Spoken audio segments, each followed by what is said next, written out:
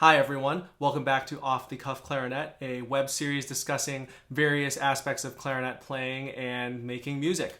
A couple weeks ago, someone had requested a video on how to articulate faster, and that's really a pretty complex topic with a few different avenues to explore. So I'm going to get there, but in this one we're actually going to be talking about legato articulation. And to address speed, we have to really understand how the legato works, and the legato is really equal to speed, regardless of if we want to play long, short, fast, slow. The basic legato tongue stroke is the most important thing that we have on the clarinet. When I was one time I was talking with Shannon Orm, who is the bass clarinet player in the Detroit Symphony Orchestra, and she actually said that you can't play staccato at all until you can play legato effectively. So that's I really believe in that and try and take that to heart whenever I'm talking about and practicing my own articulation. So legato articulation, you have to have a constant expulsion of air. It can't be sort of just kind of that hooing of each note. I have to confess that's actually how I played clarinet for like the first 5 or 6 or maybe more months of playing. I don't think my tongue touched the reed once during when I was learning how to play this instrument, but I figured it out eventually, which is good. And I really like to think about the notes actually touching one another. So the difference in that is when the notes are touching, we hear more of a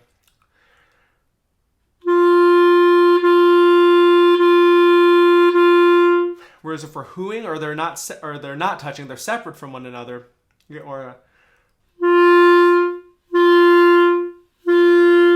sometimes a visual representation is really nice. There's a drawing that I make really commonly for my students, and it's squares that are rectangles that are pushed up right next to each other as compared to rectangles with a little bit of space between them.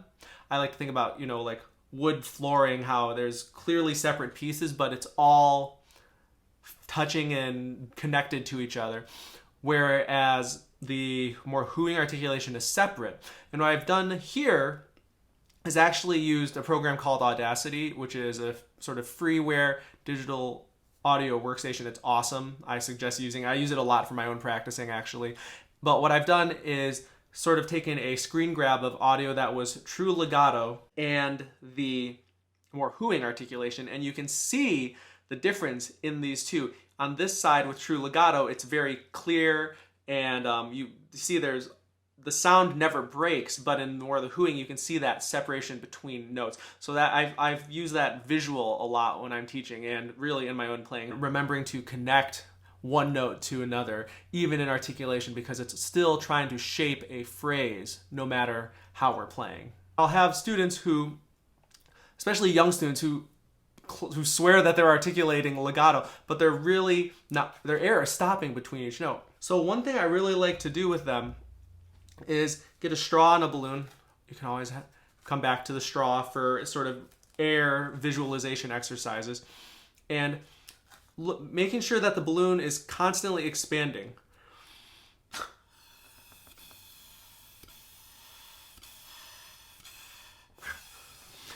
And if the balloon is constantly expanding, that means the air is really touching. You're not stopping the air for each note.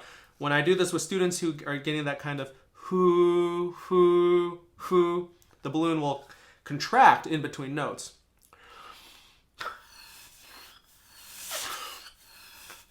And they kind of get that back pressure from the balloon instead of that.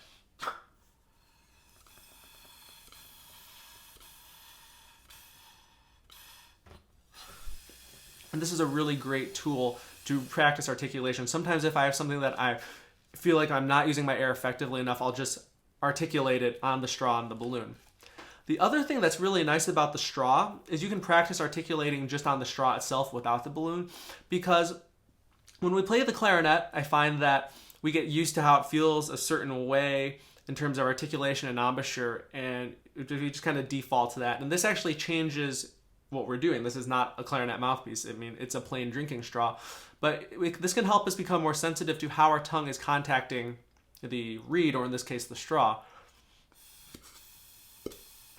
And this feels as a different sensation than the mouthpiece and reed. and it kind of just allows us to look at the articulation in a different light. Which brings me to, how does the tongue contact the reed and the mouthpiece? And this is really important.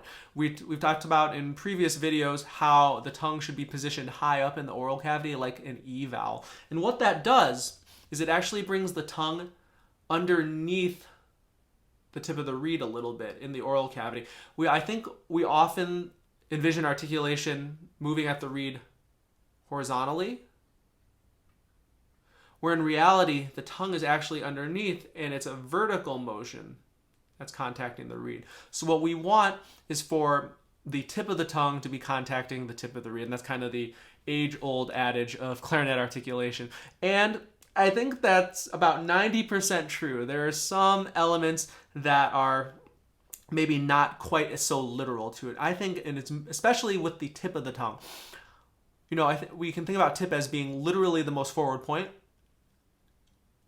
But I find with articulation, it's actually, for me at least, and this really is dependent on people's oral cavity design and tongue size and all of that stuff, but it's really, for me, a touch further back on the reed.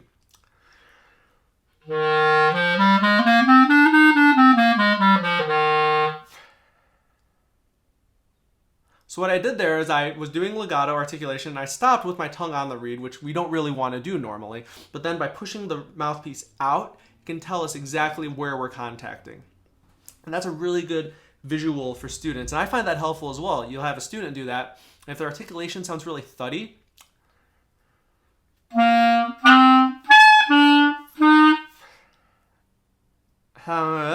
have them do that. I don't know why I did that. You had no idea what I said. But their tongue is a lot further down. The contact point is much further back on the tongue. So the straw is another way to check for that, because you can kind of feel the circular opening of the tip of the straw. But if the tongue is going too far back, you don't feel the round end, you just feel the flat part of the straw on the tongue. So this is a really good tool for practicing and visualizing articulation. I hope you found these points for the legato articulation helpful.